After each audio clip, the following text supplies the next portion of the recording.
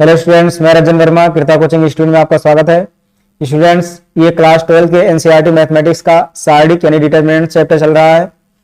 ये प्रश्नावली है 4.2। इसके पहले का जो प्रश्नावली था 4.1, उसके सभी क्वेश्चन अपलोड कर दिए गए हैं, जाकर के प्लेलिस्ट में देख सकते हैं या फिर इसका लिंक डिस्क्रिप्शन बॉक्स में मिल जाएगा, वहां से जाकर के देख सकते हैं। तो चलिए शुरू करते हैं प्रश्नावली 4.2। इसमें कह रहा है कि बिना प्रसरण किए यानी प्रसरण किए बिना ही और सारणिकों के गुणधर्मों का प्रयोग करके निम्नलिखित प्रश्न 1 से 5 को सिद्ध कीजिए। तो इसमें हमको प्रसरण नहीं करना है, यानी डायरेक्ट जो लगाते थे इसको रोक करके इसको गुणा करते थे, इस तरह से नहीं लगाना है। इसमें हमको सारणिकों के गुणधर्मों का प्रयोग करना है। तो इस क्वेश्चन को लगाने से पहले हमको इसके गुणधर्मों को देखना होगा कि किस प्रकार का गुणधर्म होता है, अब कौन कौन से है, किस प्रकार से लगाया जाएगा। तो चलिए देखते हैं पहले इसके गुणधर्मों को। इसका सारणिक का जो गुणधर्म यानी प्रॉपर्टीज है, वो पहला नंबर लिखा है, किसी सारणिक का मान इसकी पंक्तियों और स्तंभों के परस्पर परिवर्तित करने पर अपरिवर्तित रहता है। यानी कहने का मतलब है कि अगर इनकी पंक्ति और स्तंभ को बदल दिया जाए, यानी कि इसका परिवर्त कर दें, परिवर्त का मतलब होता है ट्रांसपोज, अगर इसका कर दिया जाए और डिटरमिनेंट निकालें तो उसका मान सेम रहेगा। जैसे अभी कोई मान हो, लिख दें यहां पर हम ये B C D E F G H और आई, ये मान लो 3x3 का मैट्रिक्स है। अगर इसका हम ट्रांसपोज कर दें, ये दिया है, अगर इसका हम ट्रांसपोज कर दें तो ट्रांसपोज में डैश लग जाता है, और ट्रांसपोज करने का मतलब है कि ये बी सी को इधर ले आए हम। तो यहां लिख दें ये बी ये सी, इसको मैट्रिक्स में पढ़ चुके हैं। फिर डी के बाद ई एफ, यहां ई कर दें, यहां एफ कर दें, फिर यहां जी आ जाएगा, यहां एच आ जाएगा और यहां पर आ जाएगा आई। अगर इस तरह से करें, अब अगर इसका हम डिटरमिनेंट करें, यानी इसका डिटरमिनेंट करें और इसका डिटरमिनेंट करें, तो इन दोनों का मान सेम आएगा। यानी कि डिटरमिनेंट ये और इसके बाद में डिटरमिनेंट ये डैश, यानी इसका परिवर्त, दोनों को सॉल्व करेंगे तो मान उतना ही आएगा। यानी दोनों का अगर हम सारणिक निकालें, मान हल करें, तो दोनों का मान सेम सेम आने वाला है। ये होगा इसका पहला गुणधर्म, यानी पहला प्रॉपर्टी हो गया। दूसरा प्रॉपर्टी इसका है कि यदि एक सारणी की कोई दो पंक्तियों या स्तंभों को परस्पर परिवर्तित कर दिया जाता है, तब सारणिक का चिन्ह परिवर्तित हो जाता है। यानी कि प्लस में रहेगा तो वो माइनस में आ जाएगा, नेगेटिव मान आ जाएगा।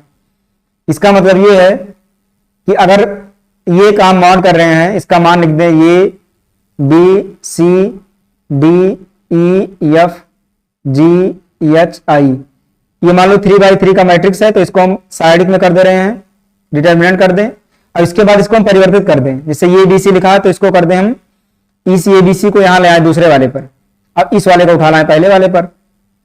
तो यहां लिख देंगे डी, यहां ई आ जाएगा, यहां एफ आ जाएगा, और ये हो जाएगा ये बी सी, और फिर बाकी वही रहेगा जी एच आई। अगर इस तरह से हम कर दें तो इसका जो मान आएगा वो मान में मान इसका नेगेटिव में आ जाएगा। यानी मान यही आएगा सेम सेम, जो मान इसका आएगा वही मान इसका भी आएगा, लेकिन ये नेगेटिव में आएगा, चिन्ह बदल के आएगा। उसी तरह से अगर हम इस कॉलम को बदल दें, कॉलम को जो पहला कॉलम है C1 और C2 को अगर परस्पर बदल दें तो इसका भी मान नेगेटिव में आएगा, या फिर C2 को C3 से बदल दें तो इसका भी मान नेगेटिव में आएगा। परंतु एक चीज ध्यान रखना है कि C1 को C3 से अगर हम चेंज करेंगे तो चिन्ह में कोई परिवर्तन नहीं होगा। वहीं दूसरी तरफ अगर R1 को R3 से हम चेंज करते हैं तो भी चिन्ह में कोई परिवर्तन नहीं होगा, क्योंकि ये भी पॉजिटिव होता है, ये भी पॉजिटिव होता है, तो चिन्ह में कोई परिवर्तन नहीं होगा। हम मैट्रिक्स वाले में बताए थे, या इसके पहले ही बता चुके हैं, डिटरमिनेंट का जो 4.1 वाला है एक्सरसाइज, उसमें बता चुके हैं कि पहला होता है प्लस का चिन्ह, फिर माइनस, फिर प्लस, फिर माइनस, फिर प्लस, फिर माइनस, फिर प्लस, फिर माइनस, फिर प्लस, इस तरह से इसका चिन्ह होता है। तो अगर इन दोनों को आपस में बदलेंगे तो ये चिन्ह उदला बदली होगा, तो चिन्ह निश्चित है कि बदलेगा। इन दोनों को चेंज करेंगे तो नेगेटिव मान आएगा। वहीं अगर इन दोनों को चेंज करें हम तो ये मान नेगेटिव में नहीं आएगा, जो मान है वही आएगा। अगर पॉजिटिव है तो पॉजिटिव आएगा, नेगेटिव है तो नेगेटिव आएगा, यानी चिन्ह में कोई परिवर्तन नहीं होगा। उसी तरह से इन दोनों को चेंज करेंगे तो चिन्ह बदल जाएगा, इन दोनों को चेंज करेंगे तो चिन्ह बदल जाएगा, लेकिन इसको चेंज करेंगे तो चिन्ह जो है वही रहेगा। प्लस में है तो प्लस रहेगा, माइनस में है तो माइनस में रहेगा, तो इसमें चिन्ह में कोई परिवर्तन नहीं होने वाला है। तो ये इसका कॉन्सेप्ट है, प्रॉपर्टी नंबर 2। अब देखेंगे तीसरे वाले को।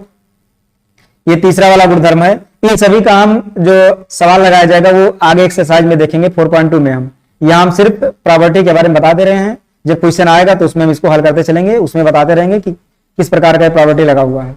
यदि एक सारणी की कोई दो पंक्तियां या दो स्तंभ अगर समान हैं तो सभी संगत अवयव समान हैं, तो सारणी का मान शून्य होगा। या तो कोई दो पंक्तियां या तो कोई स्तंभ अगर समान मान है या फिर सभी समान हैं, तो इसमें जो उसका मान होगा सारणी का वो 0 हो जाएगा। जैसे अगर कोई सारणी के दिया हुआ है ए बी सी और दूसरा वाला भी लिखा है A B C, same same लिखा है, और उसके बाद लिखा है डी ई एफ, इस तरह से लिखा हुआ है, तो ये दोनों सेम सेम है, यहां भी ए बी सी यहां भी ए बी सी।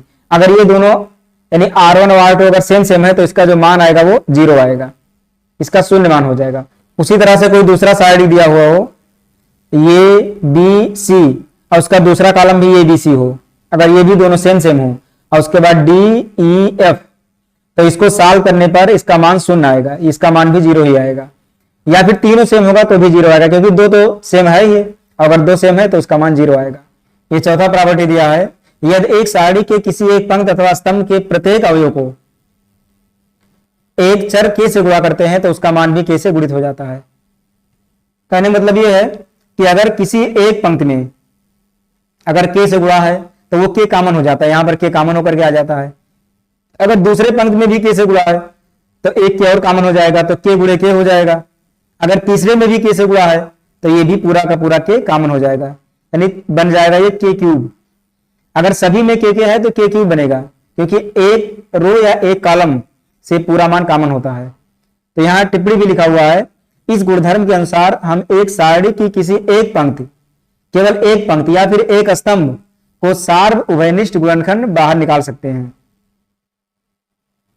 इसमें हम सार्वभौमिक गुणनखंड निकालते हैं, जैसे ये के है तो के पूरा निकाल लिए, फिर दूसरे में के, फिर तीसरे में के, ऐसे कॉलम में देखेंगे तो यहाँ के निकलेगा, यहाँ के, तो इस प्रकार से 3 निकल सकते हैं सिर्फ।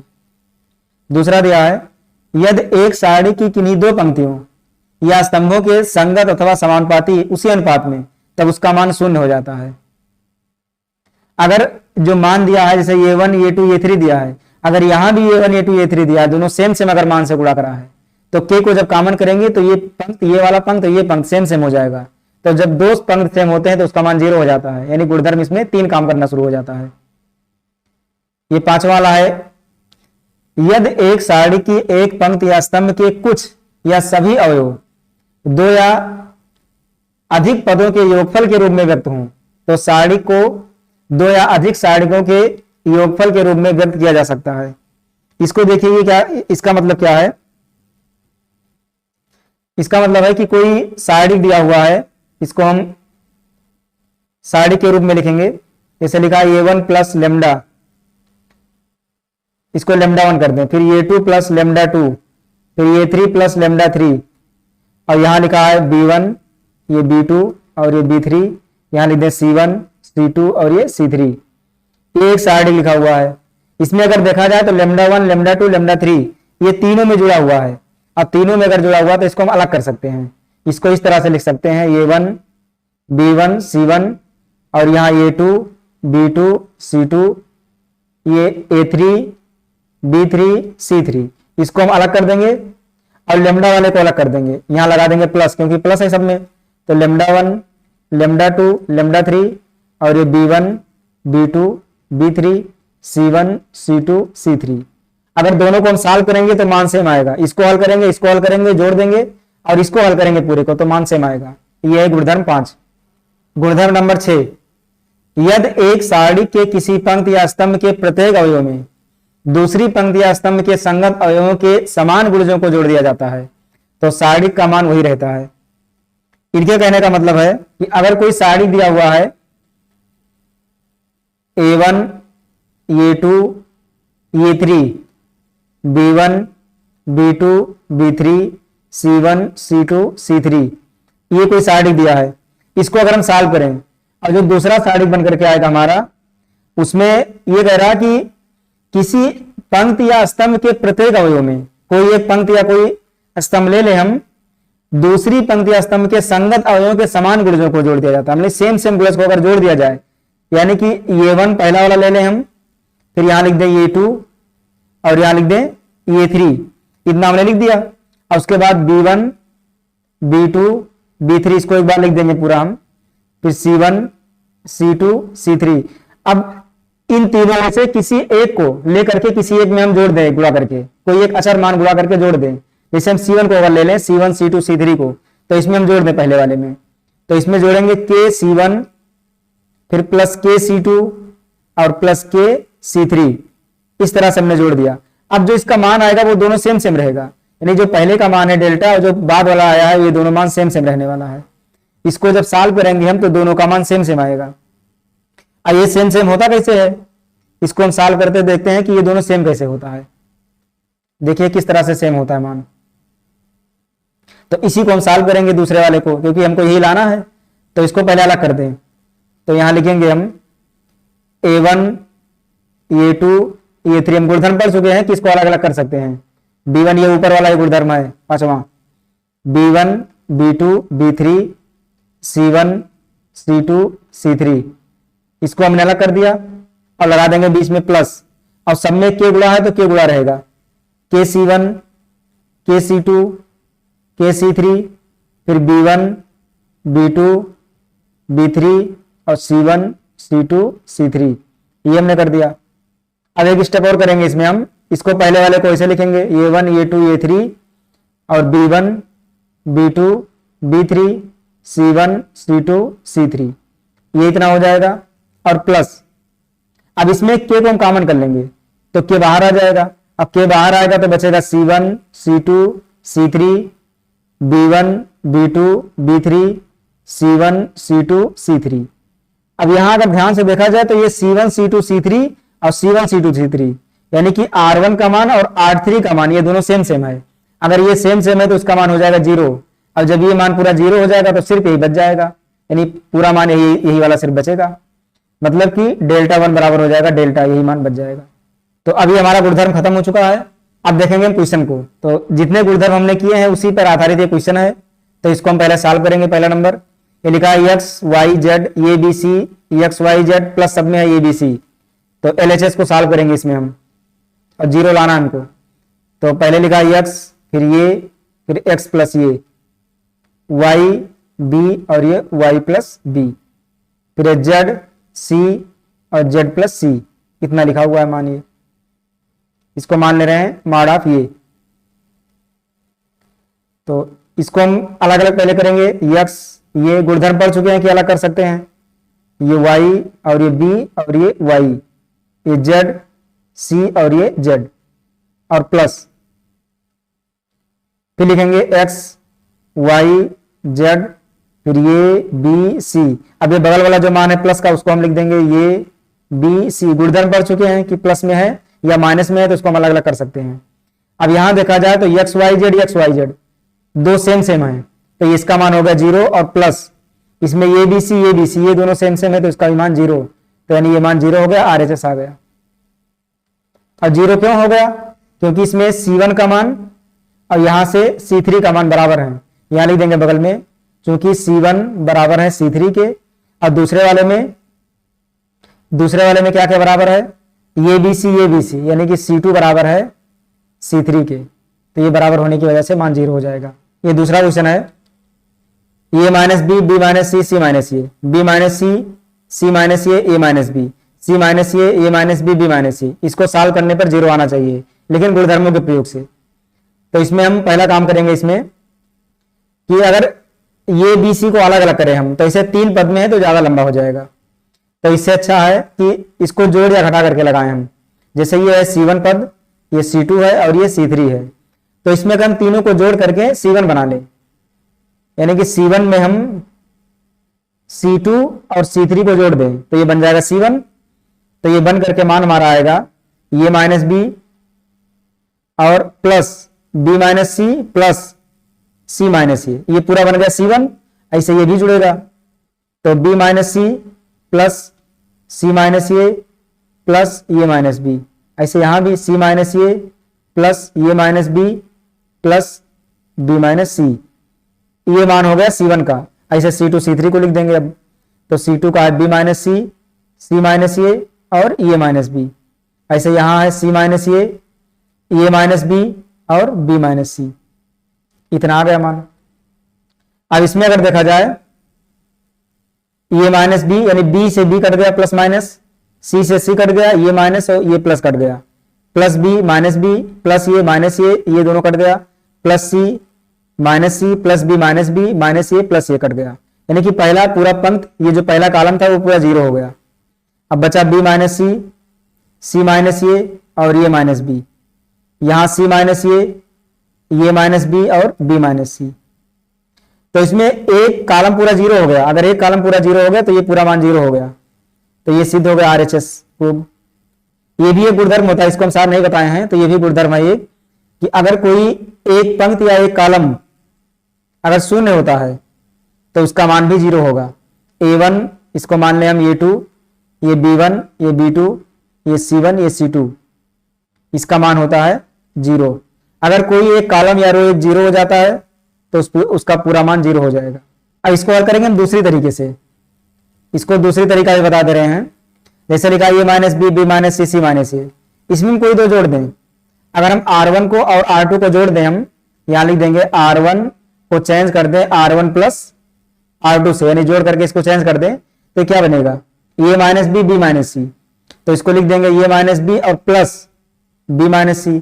इसी तरह से यहां भी बनेगा बी माइनस सी और प्लस सी माइनस ए, और ये सी माइनस ए प्लस ये माइनस बी।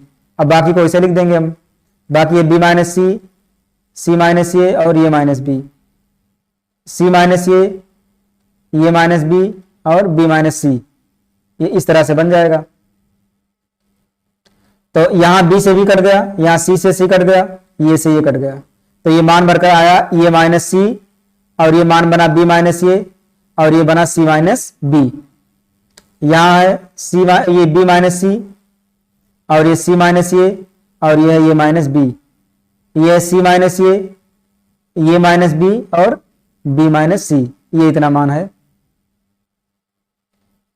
इसमें अगर देखा जाए तो R1 और R3 ये दोनों सेम है, लेकिन चिन्ह का अंतर है।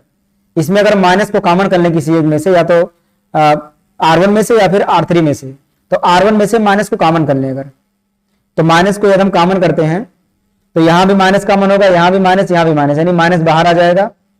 तो माइनस जब बाहर आएगा तो ये बनेगा सी माइनस ये, क्योंकि सी प्लस में हो जाएगा ये माइनस में। ऐसे यहां भी ये बन जाएगा ये माइनस सी ये माइनस बी, और ये बन जाएगा बी माइनस सी, ये बी माइनस सी माइनस ये और ये माइनस बी, ये सी माइनस ये माइनस बी और बी माइनस सी। अब यहां देखिए गुणधर्म का प्रयोग करें हम, तो R1 का मान और R3 का मान ये दोनों सेम है।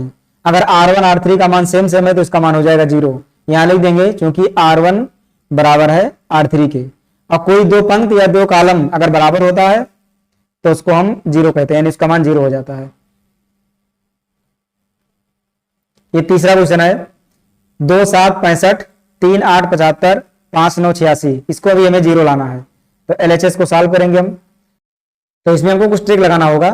जैसे लिखा 2 7 65, तो इन दोनों में इस तरह से हम कोई मान गुणा करें कि 65 के करीब में आए। अब 65 के करीब में इस तरह से आए कि घटाने के बाद कोई दोनों मान बन जाए, दोनों में से कोई एक मान बने। तो अगर हम 7 में 9 से गुणा कर दें तो 7 9 63, अब 65 में से अगर हम 63 को घटाएंगे तो कितना आएगा 2। तो यहां जब 9 से गुणा करेंगे तो यहां भी 9 से गुणा करना होगा, तो यहां 9 से गुणा करेंगे 9 और 72, अब 75 में से 72 घटाएंगे तो 3 आ जाएगा। वैसे यहां भी करेंगे हम। नहीं, कहने का मतलब है कि हमको यहां करना होगा, हम इसमें चेंज करेंगे C3 को, इसमें C3 को हम चेंज करेंगे, और C3 को चेंज करेंगे किस प्रकार से, C3 में से हम घटाएंगे, अब घटाएंगे हम C2 को, लेकिन 9 से गुणा करके, 9 से गुणा करके C2 को घटा देंगे। तो यहां मान बन करके आएगा ये 2 3 5 तो वैसे रहेगा, ये 7 और 8 ये 9 ये भी वैसे रहेगा। अब ये 65 है तो 65 चेंज हो जाएगा, क्योंकि C3 को हमको चेंज करना है और C3 में से हमको घटाना है, यानी कि 65 में से। तो लिखेंगे 65 माइनस 9 गुणे C2, तो 9 सते 63, ऐसे यहां भी 9 8 72, तो 75 माइनस 72, ऐसे यहां भी 9 9 81, तो ये है 86 माइनस 81। अब इसको सॉल्व कर दें हम, तो 2 3 5 7 8 9, 65 में से 63 घटेगा 2, और ये 3 और ये 5, C1 और C3 ये दोनों सेम हो गया। यहां लिख देंगे चूंकि C1 बराबर है C3 के, अगर ये दोनों बराबर हैं तो इसका मान क्या हो जाएगा 0। तो ये हो गया RHS प्रूव। तो इसमें थोड़ा सा ट्रिक लगाना है, बाकी बहुत आसान क्वेश्चन है। ये 4 नंबर क्वेश्चन है। 1 1 1 BC CA AB, ये बाहर है B प्लस सी, बी बाहर है C प्लस ये, C बाहर है ये प्लस बी। तो इसमें पहला नंबर गुणा करेंगे हम, LHS को हल करें तो LHS को एक बार लिख देंगे हम 1 BC और ये B प्लस सी, यहां भी 1 CA और B C प्लस ये, 1 ये B C और ये प्लस B, ये इतना मान दिया हुआ है। तो इसमें पहला नंबर गुणा करेंगे हम, तो 1 1 1, यहां BC, ये CA और ये है ये B, यहां पर ये का B से गुणा होगा तो आएगा ये B, और ये का C से गुणा होगा तो ये C लिखें चाहे CA लिखें, तो इसको CA लिख दें हम। B का C से गुणा BC और B का A से गुणा ये B, इसको क्रम से लिखेंगे। C का A से गुणा CA और C का B से गुणा BC, ये इतना बन गया। यहां पर BC है, यहां पर AB प्लस CA है, अगर इन दोनों को जोड़ दें तो इसका जो सीक्वेंस है वो पूरा हो जाएगा AB BC CA का, यानी कि C3 में हम जोड़ देंगे क्या चीज C2 को, या फिर C2 में जोड़ देंगे C3 को।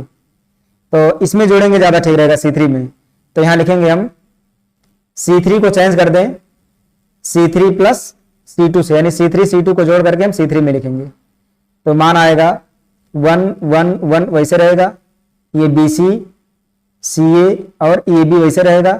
अब इसमें जोड़ देंगे तो ये सीक्वेंस पूरा हो जाएगा, AB plus BC plus CA को इसमें जोड़ेंगे तो ये भी बन जाएगा, क्रम से लिख दें इसको AB plus BC plus CA, ऐसे AB को इसमें जोड़ देंगे तो AB BC CA, तो ये भी बन जाएगा AB plus BC plus CA।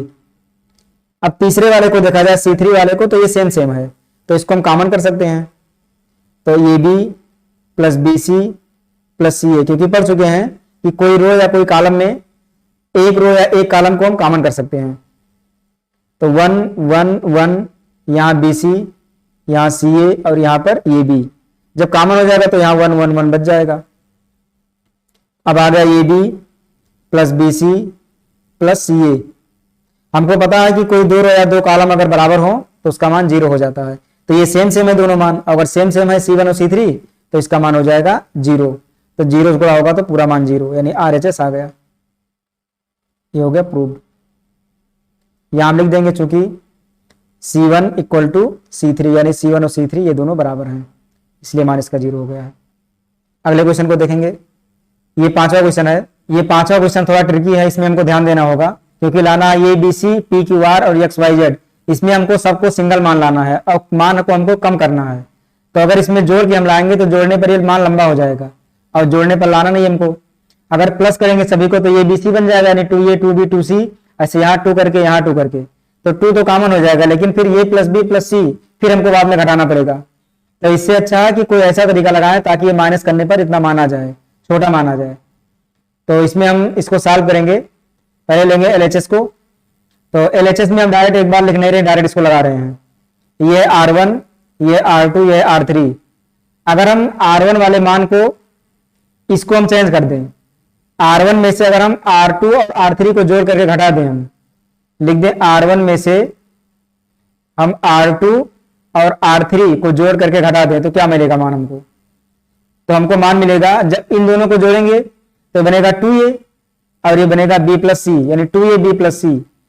तो यहां हम लिख देंगे B प्लस C यानी R1 का मान, और माइनस हमको घटाना है R2 प्लस R3, इन दोनों को जोड़ करके, तो ये बनेगा 2A और माइनस चिन्ह अंदर जाएगा तो चिन्ह बदल जाएगा, तो B हो जाएगा माइनस में और ये CB हो जाएगा माइनस में। उसी तरह से ये भी चेंज होगा, पहले लिखेंगे Q प्लस R, तो Q प्लस R लिखेंगे फिर माइनस, अब इन दोनों को जोड़ देंगे तो 2P और माइनस Q तब R, तो माइनस Q और माइनस R। उसी तरह से इधर वाला भी हो जाएगा, इसमें पहले लिखेंगे Y प्लस Z, तो Y plus Z minus 2X और ये YZ माइनस Y और माइनस Z, इतना हो जाएगा मान। बाकी को इसे लिख देंगे तो बाकी हो जाएगा C plus A, R plus P और Z प्लस X। ऐसे यहां भी ये plus B, P plus Q और X प्लस Y, ये इतना मान आ गया। अब अगली प्रक्रिया इसमें, यहां b और b कट गया, c और c कट गया, बचा 2a माइनस 2a। यहां पर q से q कट गया और r से r कट गया, प्लस माइनस था सब, plus y minus y cut गया, plus z minus z cut गया। तो यहां बचा माइनस 2a माइनस 2p और माइनस 2x, इतना मान बचा। तो इसमें सभी में माइनस 2 कॉमन कर लेंगे। तो माइनस 2 जब कॉमन करेंगे तो क्या मान बचेगा, यहां पर बचेगा ये, और ये वैसे रहेगा c प्लस ये और ये प्लस b। यहां बचेगा p और ये r प्लस p और ये p प्लस q। यहां बचेगा x और ये z प्लस x और x प्लस y। तो एक मान तो हमारा सिंगल बन गया किसी तरह से, ये px बन गया हमारा मान।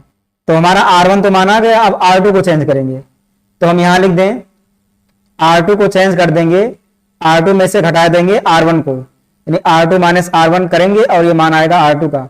उसी तरह से साथ में हम r3 को भी चेंज करते चले, तो r3 को भी चेंज कर देंगे हम r3 माइनस r1, r3 में से r1 को हटा देंगे तो r3 का मान आ जाएगा। तो लिखेंगे बराबर माइनस 2, ये बाहर है वैसे रहेगा, ये p और x। अगर c प्लस ये में से ये को हटाएंगे तो ये से ये कट जाएगा, बचेगा यहां पर c। उसी तरह से r प्लस p में से p को हटाएंगे तो बचेगा r। z प्लस x में से x को हटाएंगे तो ये बचेगा z, और ये प्लस b में से ये को हटाएंगे तो ये बचेगा b। p प्लस q में से p को हटाएंगे तो बचेगा q, और x प्लस y में से x को हटाएंगे तो बचेगा y। ये इतना मान आया। इसमें हमारा मान माइनस आ रहा है लेकिन यहां पर प्लस आ रहा है, और ये है ये px, ये तो मैच कर रहा है। यहाँ बी क्यू वाई, लेकिन हमारा बी क्यू वाई यहाँ पर है, और यहाँ सी आर जेड, यहाँ पर सी आर जेड इसमें R2 में दिया हुआ है। तो R2 R3 को हम परस्पर चेंज कर देंगे, बिल्कुल पढ़ चुके हैं, जो इसके प्रॉपर्टीज है वो पढ़ चुके हैं। तो हम R2 को और R3 को इसको हम परस्पर चेंज कर देंगे, और जब R2 R3 को चेंज करेंगे तो ये चिन्ह बदल जाएगा, क्योंकि पढ़ चुके हैं पहले ये प्लस होता है, ये माइनस, ये प्लस, और ये होता है माइनस प्लस माइनस, और ये प्लस माइनस प्लस, तो चिन्ह विपरीत होगा प्लस माइनस का। तो जब इसको चेंज करेंगे तो जो मान आएगा वो भी नेगेटिव में आएगा। तो यहाँ जो नेगेटिव मान है ये हो जाएगा पॉजिटिव, प्लस में हो जाएगा 2, और यहाँ ये पी एक्स और बी क्यू वाई ऊपर चला जाएगा, यानी कि R2 में, तो बी क्यू वाई, और R2 का मान आ जाएगा R3 में सी आर जेड। ये हमारा मान सिद्ध हो गया, प्रूव्ड, RHS का मान आ गया। तो बस आज के लिए इतना ही। इसके बाद का जो भी क्वेश्चन होगा वो अगले वीडियो में आ जाएगा, तब तक इसको अच्छे से देखें, 2-3 बार इसको देखें, अच्छे से समझें और अपना नोट्स बनाते चलें। फिर मिलेंगे अगले वीडियो में।